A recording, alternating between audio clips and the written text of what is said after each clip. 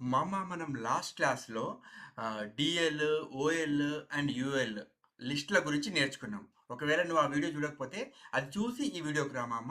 ప్రతి ఒక్క video important. ప్రతి ఒక్క ఇంటర్వ్యూ క్వెషన్ ఇంపార్టెంట్. ఓకేనా? అండ్ ఈరోజు మనము ఇమేజ్ ట్యాగ్ గురించి నేర్చుకున్నాం. ఓకేనా? అసలు ఇమేజ్ ట్యాగ్ అంటే ఎందుకు? అసలు ఎందుకు వాడతారు ఇదనేది నేను చెప్తాను. ఓకేనా? సో, జనరల్‌గా నువ్వు బ్రౌజర్‌లో ఒక ఇమేజ్ చూపించాలనుకున్నావు. ఎలా చూపిస్తావు? అప్పుడు మనం వాడాల్సింది ఇమేజ్ ట్యాగ్. ఇక్కడ నీకు ఎగ్జాంపుల్ చూపిస్తాను చూడండి.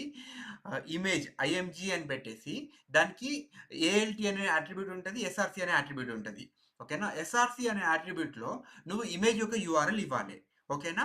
అండ్ ఏఎల్టీ అనే అట్రిబ్యూట్ ఎందుకు వాడతారు అనంటే, ఏఎల్టీ అనే అట్రిబ్యూట్‌లో నువ్వు ఆల్టర్‌నేట్ టెక్స్ట్ ఆ ఇమేజ్ లోడ్ అయ్యే టైంలో లేకపోతే ఇమేజ్ లేదని అనుకో. ఆ టైంలో నువ్వేమన్నా ఇమేజ్ టెక్స్ట్ చూపించాలనుకుంటున్నావు అనుకో, అప్పుడు ఆల్ట్‌లో ఉన్న టెక్స్ట్ ఏదైతే ఇస్తున్నావో అది యూఆర్‌లో కనిపిస్తది మామ. ఇది ఇమేజ్ ట్యాగ్ గురించి. ఓకేనా? దీనికి గూడా మనకి 2 ఇంటర్వ్యూ క్వెషన్స్ ఉంటాయి మామ.